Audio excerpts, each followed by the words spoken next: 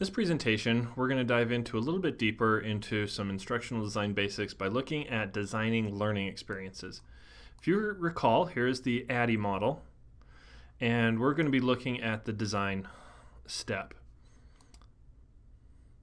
Now, one of the first things I like to consider is to remember the learning pyramid. So this is the basic concept here is pretty simple, that there are activities that you do with students that yield better retention as far as students remembering what you taught them.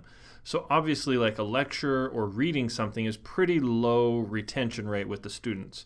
However, when students teach other students, they remember 90%. So this graphic is really great at saying, hey, you should have students teach each other or teach other people.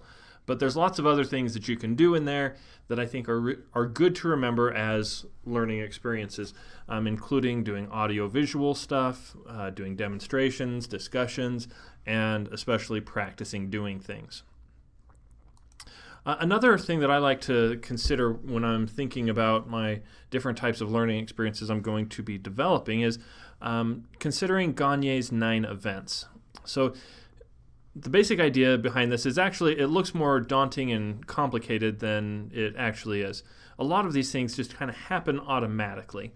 But Gagne said that there's these 9 different steps that you take when you're learning something or when you're creating a learning experience. So you start at the bottom with gaining attention. This is where you start with a joke or start with some type of a video, something that kind of wakes students up. And then you go to the next step of informing learners of the objective. So this is the tell them what you're going to tell them stage. Stimulate prior recall. So whether or not they've experienced something about this in the past, you ask them to think about a time in their life when they had experienced something similar. This helps them to remember it. Moving on to present stimulus material. So then again, giving them material, hopefully it's interesting and good. You then give them opportunity to try it out by giving them guidance. You elicit performance, provide feedback, and so on all the way through, assess what they were able to do, and then do whatever you can to transfer.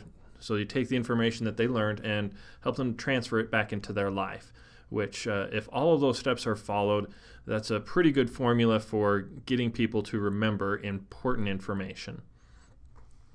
So those are 2 things that I think are good to consider when you're developing an online course.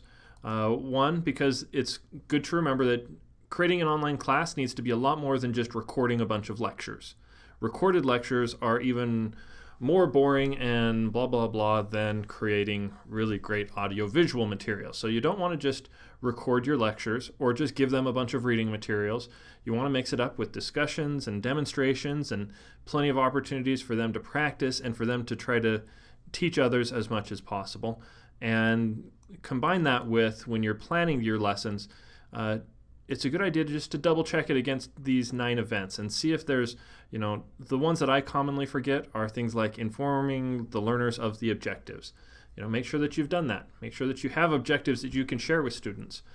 Doing things like stimulate recall of prior learning. Everybody comes into a learning experience with some type of prior experience with the subject, as small or as great as it might be.